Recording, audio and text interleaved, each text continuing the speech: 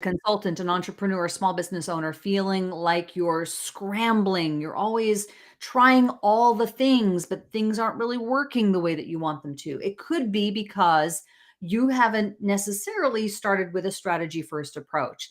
And my guest today on Cash In on Camera, Ken Cook from the Prepared Group, knows all about strategy first because he himself admittedly worked, running his own agency in the past where he might have got caught up in all that as well as me. Ken, I feel like I kind of got caught up in all of that too, is just like all the tactics as opposed to standing back and looking at the strategy, which leads us to where you are today. And now you really specialize in helping agencies specifically to do that, right? Is to learn how to help their clients get more revenue.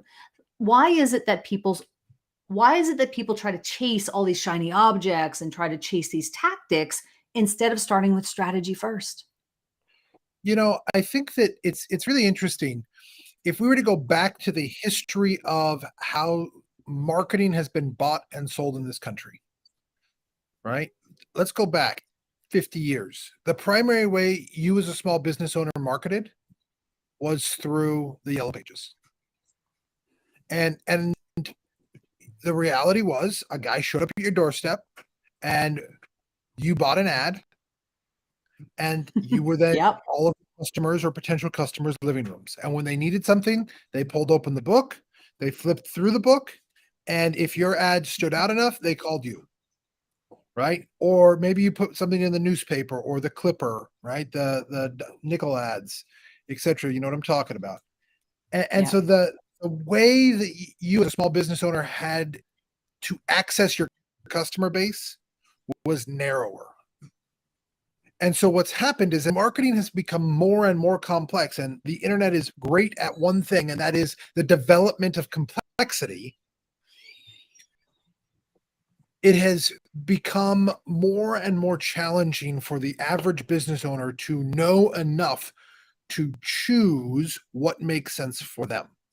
And so what happens, and I've seen this over and over now for more than a decade, is we get what I call the Uncle Cletus effect. And that's this. My Uncle Cletus said this worked for him, therefore I'm going to do it. And the simple reality is there may be no rational reason to connect two other businesses, to these two businesses and their success. And so the channel is being selected because it sounds good or it worked for someone else. Yeah. And so you get this constant challenge of, I'm overwhelmed, I'm confused, I don't feel like I know enough. There's so many options. Somebody who has my trust said, try this, so I'm going to. Right? Or Yeah. I got a knock on the door, a call on the phone, and someone said they can make all my wildest dreams come true. And so I'm going to invest there because I just don't know what else to do. Yes. So I think there's also, and to use maybe a more, maybe even a modern analogy as well, would be a Kim Kardashian effect. Some people are seeing Kim Kardashian doing what she does, and obviously a huge influencer, has millions and millions of followers, and the things that she's doing. And there's a whole team of people 24/7 running behind all of that whole entire machine. And then Yep. a business owner looks at what Kim Kardashian is doing and saying, well, I'll imitate or emulate or copy what it is she's doing. It has nothing to do with how you should be operating, what you should be doing, how you should be showing up. But Yep. because it looks good and she has success, therefore maybe it should work for everyone. But that's not the case. Right. Well, and this is most commonly we see this with small businesses emulating large brands. And so I use this example. Do you know what Bud Light's annual marketing budget in the United States is? No. It's well north of $100 million. Oh, wow. Okay. And so let's just think about that for a second. Let's say it's roughly 30 cents for every man, woman, and child in this country. So simple question. Do you have 30 cents for every person in this country to reach them? If not, you can't use this style of marketing approach. You've got to choose and narrow your focus. But what's the hardest thing for a business owner to do? It's to Narrow. say, I am going to intentionally not go after somebody because they feel like, well, if I'm not going after somebody, I'm going to lose revenue, Right. right? The reality is, when you focus your efforts, you are going to make more money. When you niche down, when you focus, when you get narrower, you become more valuable and your dollar can go further. Right. And so like let's think about this. Let's say that you as a marketer wanted to reach every plumber in the country. How many plumbers do we think there are? I don't know, a Hundreds of couple hundred thousands. thousand. Right? Let's say 200,000 plumbers. How Sure. many dollars do I need to be able to spend to reach all 200,000? Right? Right. Well, could I narrow that and say, you know what? I just want to target the plumbers who work in industrial sites, industrial plumbing or commercial plumbing, right? Because our application for whatever we happen to be doing is best for industrial plumbing. Well, now that maybe takes me from 200,000, maybe that takes me down to 10,000 or 5,000. Well, spending, let's say, $10 on 200,000 people, that's a $2 million marketing budget. Spending $10 on 5,000 people, that's only a $50,000 marketing budget. Yeah. Right. But the reality is this: while you may get incremental sales increases from the entire market, if your primary market is those 5,000 people, are you going to get more of a return than you lose by spending all the extra cash? Right. Right. And so when we're talking about strategy, and I'm giving kind of a very specific kind of example here, but when we're talking about strategy, this is what we're talking about, is saying, how do we think through the very application of where I am spending money? Because the enemy of business, the enemy of effective marketing is waste. It was Right. Wanamaker who a couple of generations ago said, I know that half of my marketing budget is wasted. I just don't know which half. Well, guess what? Today you can know which half. We have highly advanced analytics tools that will literally tell you to the person every click, every interaction, every touch that you've had with an individual, and what financially resulted from that. We can see that with advanced analytics today. Yeah. We're afraid, I think, as marketers and small business people, to get that deep because so much of what we do is wasted and we don't want to see it. We don't wanna see it. It's like, well, I'm just gonna close my eyes and I'm just gonna cover my and Right. pretend I don't see that because there is probably a lot of waste, and I think this is also a lesson that I have had to learn in my own journey as a business owner, entrepreneur, and I'm getting better at it as every year that goes by. I get more clear and more specific, and maybe there's still even room to be even more specific at this point going forward, but at least I'm cognizant of switching that mindset around and deciding I want to be a specialist as opposed to being a generalist, Right. right? Well, and I think And that's the thing, is there is no generalist. No one is a generalist. Everyone is a specialist. Generalism is a myth, right? Like really think about this. Who's a generalist? Like like your ability to do most things doesn't make you a generalist, because you still have more skills in one area than another. Right. And so this idea of, well, I just want to hit the general market, right? Like, well, that was to your point about going back to the Yellow Pages days, and I'm just thinking about television because that's where I come from. But back in the day, right, there would be television commercial campaigns, and even today, I mean, it's still the case, but it was only that way back in the day because we didn't have the internet. But to be able to, to run a commercial on television and you spray and pray, right, that people are going to hear the message and hope that they buy the thing that they're promoting. But now this idea that you have the ability, You have to make a decision, but you have the ability to be very specific about who it is that you're actually marketing to.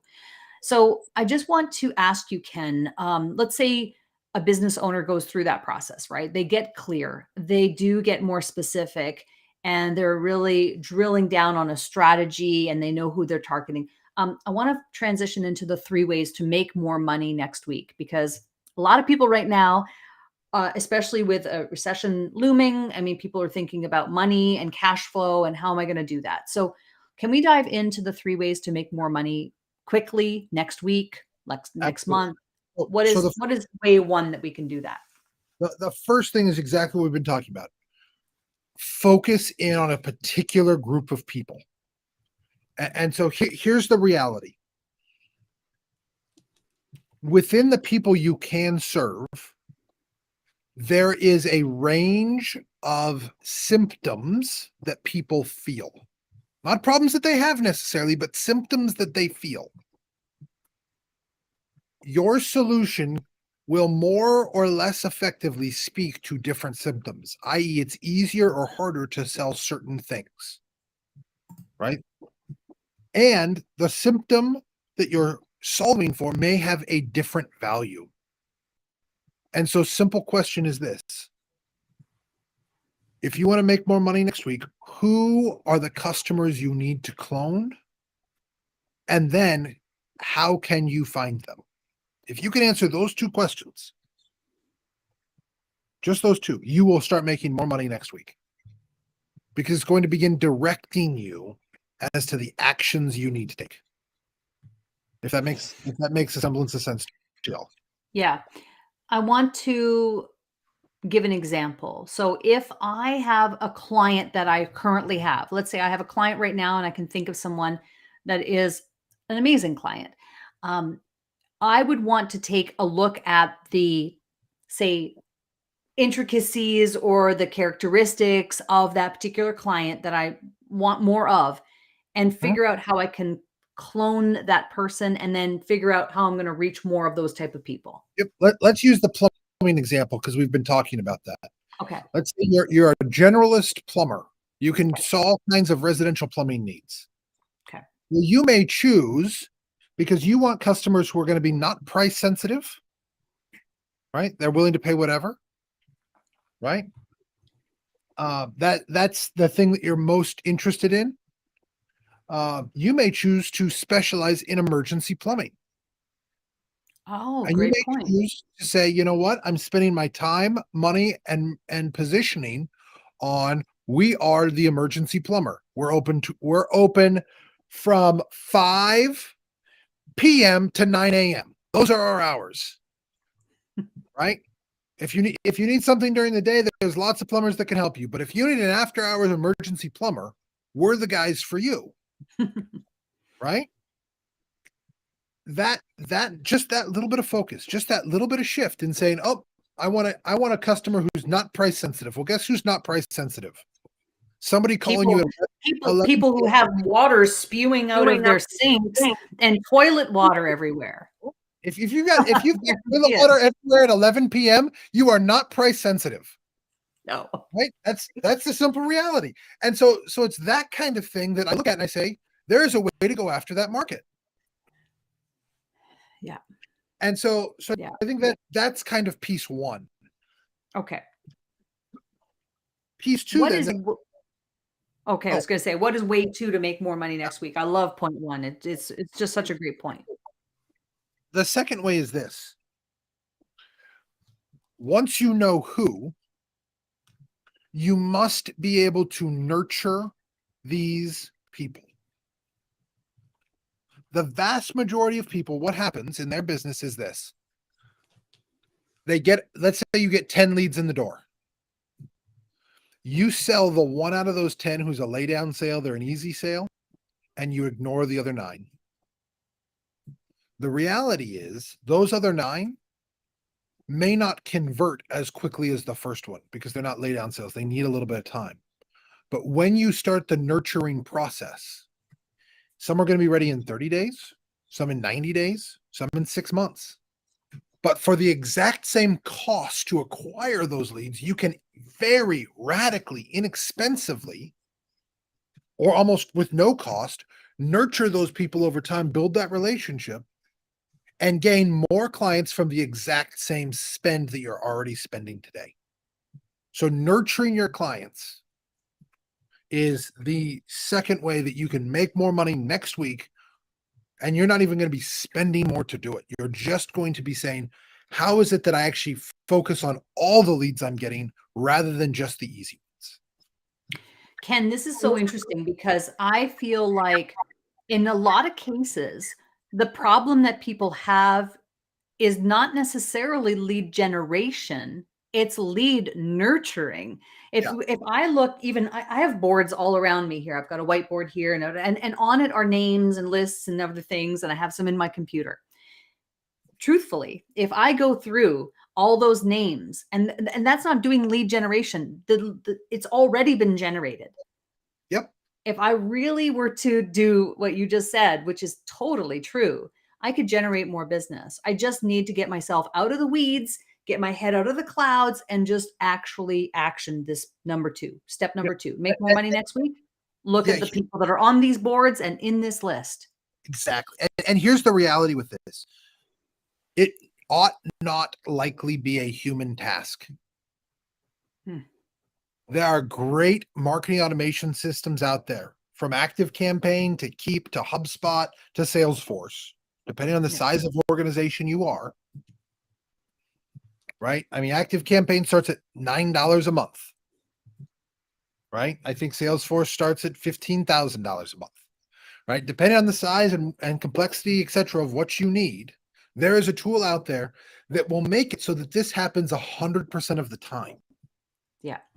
When we were running our agency, I would go to networking events, sometimes 2, 3, 4 days a week.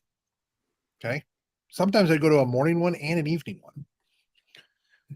I would take all of the business cards and I would take a picture of them with my CRM and I would upload them into a campaign that we specifically designed and tweaked over a 4-year process. And it spit out meetings 50% of the cards that I put in there. And so you know what I did is I put every one of them in there because I knew if I met 60 people this week, I could get 30 meetings next week.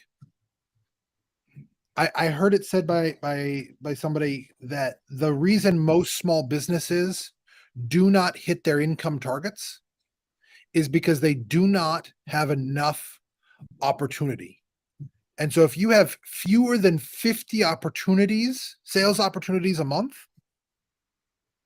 your number one thing that you should be looking at is how do I nurture the leads, the contacts, the prospects that I've already generated to get appointments going? And then how can I leverage that so that the guy that I met 6 months ago is now on my calendar today?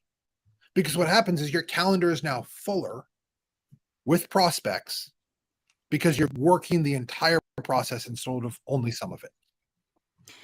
This really speaks to momentum in your business. If you really feel like you're not reaching your income goals and that you need to make more money, chances are that you need to also look at going back to basics, meaning that it's really about having conversations. You need to talk to more people, likely.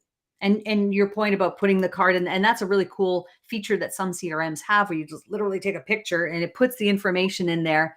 And to your point, you've created or had when you ran your agency a system that took some time to develop, I'm sure over trial and error of what Yeah. that was going to be. But this idea of the momentum that you need to build in your business is really going to make you more money. You need more momentum. You need more calls. You need to talk to more people. Makes a lot of sense.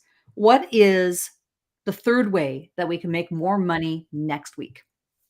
So, it was really hard for me because I have about six ways is what I really wanted to give you, but I'm gonna cut it at 3 unless you want to give me a bonus one. But number 3 is this: do you have a systematic, documented plan by which you extract referrals from every customer?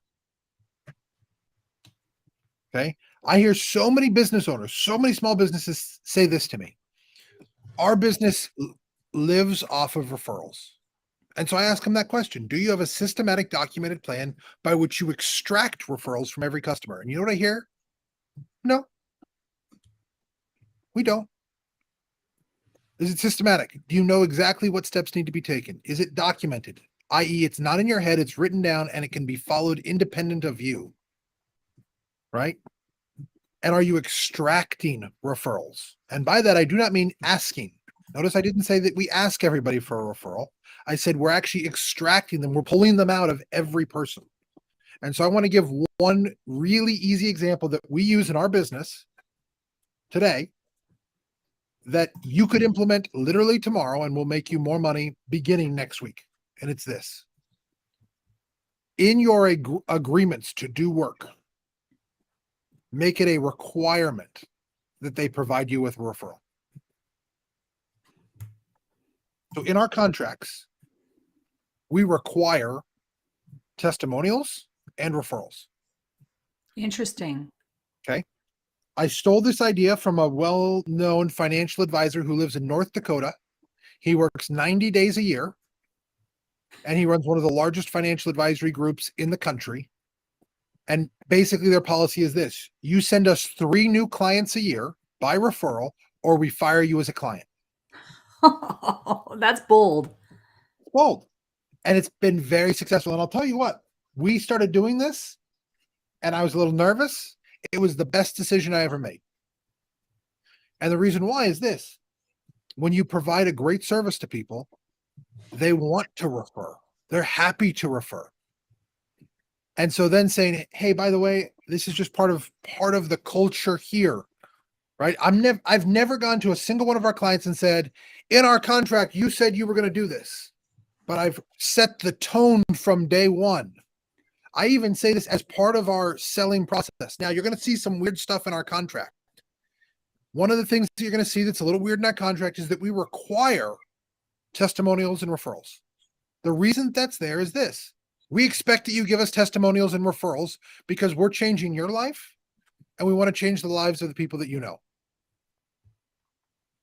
And you know what we don't have any problem getting is that because we're doing what we say we're going to do, and we've set the cultural expectation from day one. And I hear so many small business owners who have a business that runs off of referrals and no process for it. Yeah. I want you to imagine that you went to the bank and the bank had no process by which to account for the money that you gave it, despite its whole process its whole job being protecting your money. You would say, that's not the bank for me. The bank of your business is suffering because you do not have this kind of process. And I'm not saying you have to put it in your contract, but I am saying it has to be a cultural expectation of every client that they give this to you. I Right? never thought of it as being a requirement. I mean, certainly I have processes by which to give people opportunities to join a referral program and other things like that, but I've never thought of it as making it a requirement. That's really interesting. I have a friend, I won't tell you his name. He hosts a podcast. If you want to be on his show, you must give him the name of at least one other person who would be a good fit for his program. Interesting. Right? Now, keep in mind, Dropbox, I don't know if you and I are old enough to remember Dropbox. Some Yes, younger yes. folks will not be. Yeah. Dropbox had at its height a viral coefficient of 2. What this meant was for every client they signed, they got 2 new clients. Why? Because their entire marketing structure, as you recall, was give us the email address of your friend and we'll give you an extra half a gig of storage, or Right. gig of storage, or 2 gigs of storage, depending on when you got into this mess, right? And so how did they go from nowhere to ubiquitous in 4 years? They had a viral coefficient that said for every client I sign 2 more. Imagine your business if for every client you signed, you just signed 1 more. You would have a perpetual motion machine. Right? Yeah. It makes a lot of sense. It makes a lot of sense. And I think I'm just thinking back to the days of, oh, what was it? I want to say early days of email, and maybe it was Hotmail even at the time, where I think Hotmail kind of, I don't know if it was a requirement, but it kind of took on that sort of virality around it, Yeah, it does make, and it caught on. back in the day. So I will give you a bonus, Ken. Okay. Here's the bonus. The average small business owner that I talk to spends less than 1 hour a week actively, intentionally prospecting for new clients. If you Really? want to make more, absolutely, That's not a lot. that is not a lot. If you want to make more money next week, pick up the freaking phone. Yeah. Find the people who need to be your clients, pick up the phone and call them. I know it's old fashioned. I know it's scary. I know it's not the easiest thing in the world, and I don't particularly care. Pick up the phone, make the calls, put in the work, and you're going to see your business grow. Yes. And this is one of those things. It's like public speaking, right? Like nobody wants to get up and do it. Once you're on stage, it's not that scary. The only thing that's really scary is in your mind. I had an old sales manager who used to say, "What's the worst that's going to happen? They're going to reach through the phone and slap you upside the head." It was a little more vulgar than that. That's the cleaned up version. But the idea is, are they going to yell at you? They're going to be mean to you? They're going to swear at you? Oh no. Oh no. I can't make my mortgage payment, or a stranger yelled at me on the phone. Which would you rather have? Right. Right? My business has been in the same place it's been for the past 5 years, the past 10 years. I can't get it any bigger. Well, are you willing to pick up the phone? Yeah. And so I would really encourage you, don't be afraid of the telephone. The telephone is still one of your greatest allies to get more business. And these are all great tips. All of this makes a lot of sense. Focus on specifically who you want to have more of in your customer database. Nurture and have a system by which to nurture people. Have a plan, a documented plan for referrals. I'm writing this all down in little chicken scratch, by the way. And the bonus is spend more than 1 hour per week. If that's the average in prospecting, you have to be spending way more time than that. I mean, that's the lifeblood of your business is the prospecting. So Mhm. have a system. I think that's really where I have a passion for that because we do profitable podcasting and it is a prospecting system, but you got to be spending more than an hour per week on prospecting in general on your business. I think that makes a lot of sense. So Ken, this is fantastic. Tell us a little bit about your website and where people can go and learn more about the Prepared Group. Yeah. So our website is thepreparedgroup.com. And what you'll find on here is information about our process. We have a fantastic agency growth quiz. You can learn about our licensing program as well as our book club for marketing agency owners. And just to show you that I was telling you the truth, we've got a lot of testimonial videos. I'll bet you know how we got them. We Yeah, now it's all making sense. That's all It's all making sense, making right? sense. Yeah. And we would love to be able to have the opportunity to discuss your agency with you, your business with you, and see if there is a path forward. If you are not a marketing agency, we only work with agencies, but we have an entire network of licensees who love to work with businesses of all kinds, who specialize in various kinds of businesses. We would love to be able to make a referral for you to one of our great licensees, who can definitely help you build systems and process within your business that will help you grow very quickly. Ken, this has been fantastic. I want to ask you one final question before we end, and that is we want people to stop marketing like it's 1999 with some exceptions because some old school tactics and strategies actually still work today. But I want to put the question to you. What is a tip, a tool, a tactic or technique that's really been helping you to market yourself and to market the Prepared Group that's really working for today? Yeah, I would say the number one thing that we can't do without is advanced analytics. We use a system called Wicked Reports, and it literally will tell me from the ad system to our CRM to our payment processor what's happening. So I can literally see from first click to payment and beyond every action someone is taking that interacts with us, and that allows us to say what's working and what's not working. And so That's if brilliant. if you can, get into a system like that, Wicked Reports is a great one. Scott over there is a fantastic guy. He started that company in 2014. They do high-end cohort and regression analysis. That stuff is just absolutely golden. If you've Wow. got the opportunity, and or you spend more than, let's say, $5,000 a month in ads, it is so worth it to jump into a system like that. It will revolutionize your business. Ken, this is so great. I'm so glad we met, and I really appreciate you coming on Cash In on Camera today to share your tips on 3 ways to make more money next week, plus the bonus tip. Thank you so much for being here. This has Thank you been for fun.